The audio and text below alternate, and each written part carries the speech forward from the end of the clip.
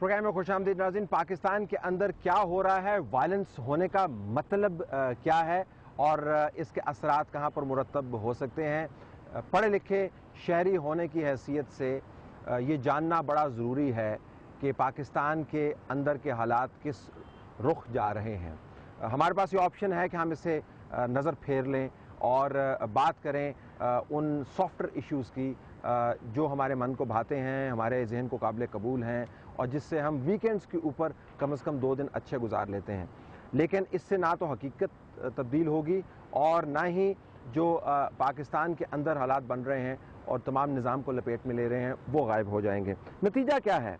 Violence हो रहा है, हर जगह पे हो रहा है, हर ग्रुप निशाना बन रहा है, हर जगह निशाना बन रही है। इसका नतीजा क्या है? नतीजा नाज़रीन ये है कि जब इतना वायलेंस बढ़ जाता है और उसका सिरा आप नहीं पकड़ पाते तो इदारे से लड़ने लग जाता है।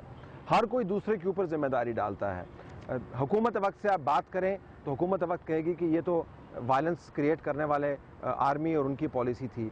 आर्मी से बात करें वो कहते हैं जो सिविलियंस जो हैं ये निकम्मे हैं। सूबों के अंदर आप आएँ तो अभी जो खैबर पख्तूनख्वा के पुलिस एहलकारों की शहादत हुई तो सूबा खैबर पख्तूनख्वा की ब्यूरोक्रेसी है वो पंजाब ब्यूरोक्रेसी के साथ अमलन गुत्थम गुत्था हुई थी कि आपने अभी तक डेड बॉडीज़ को प्रोसेस नहीं किया, आपने FIR दर्ज नहीं करवाई और आप निकम्मे हैं। वो कहते हैं कि अगर आप इतने अच्छे होते तो अपने सूबे के हालात को आप काबू कर पाते। आपकी तरफ से हमारी तरफ मसला आ रहा है।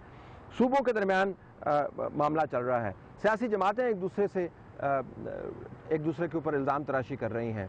PMLQ कह रही है कि देखें, PMLN कहती थी कि पंजाब बड़ा अच्छा सूबा है, यहाँ पर इंतज़ामी हालात देखें। ये पॉइंट आउट करते हैं कराची की तरफ, कराची पॉइंट आउट करता है बलूचिस्तान की तरफ, बलूचिस्तान पॉइंट आउट करता है खैबर पख्तून। तो सियासी तौर पर हर इदारा एक दूसरे के ख़िलाफ़ नबर्द आज़मा है, सूबा सूबे के साथ लड़ रहा है।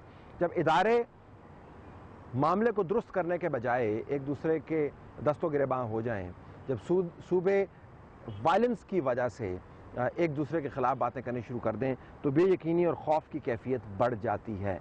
ये वो नफ्सियाती खौफ है जो आप लेकर बिस्तर में सोते हैं और जिसको आप लेकर सुबह उठते हैं, जो आपके साथ साथ चलता है साई की तरह जब आप काम करने के लिए जाते हैं और गाड़ी चलाते हुए या बस में सफ़र करते हुए या काम पर जाते हुए या आपके साथ साथ वापस घर में आता है।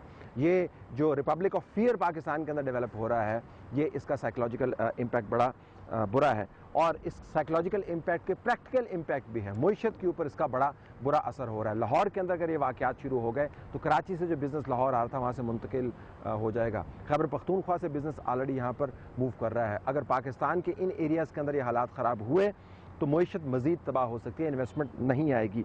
सियासी नफसा नफसी और अफरा तफरी जो वैसे ही आपको बुरी मालूम होती है, दुगर्दों और ख़राब हालात के पस मंज़र में आपको पाकिस्तान के ख़िलाफ़ साजिश के तौर पर नज़र आती है। और लोग ये सवाल उठाते हैं कि मुल्क के हालात देखिए और अपने काम और अपने करतूत देखिए, मुल्क किस तरफ जा रहा है और आप निज़ाम को किस तरफ लेके जा रहे हैं।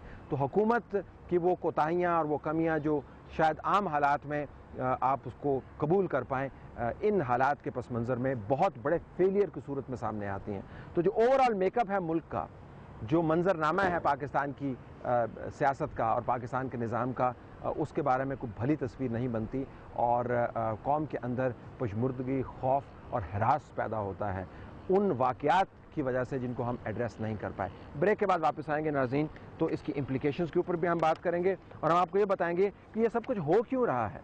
जो हो रहा है हमें पता चल गया, उसका इम्पैक्ट क्या है, निज़ाम के ऊपर असर क्या है, हो क्यों रहा है या पाकिस्तान के अंदर और किस तरफ मामला आ जाएंगे आफ्टर दिस ब्रेक।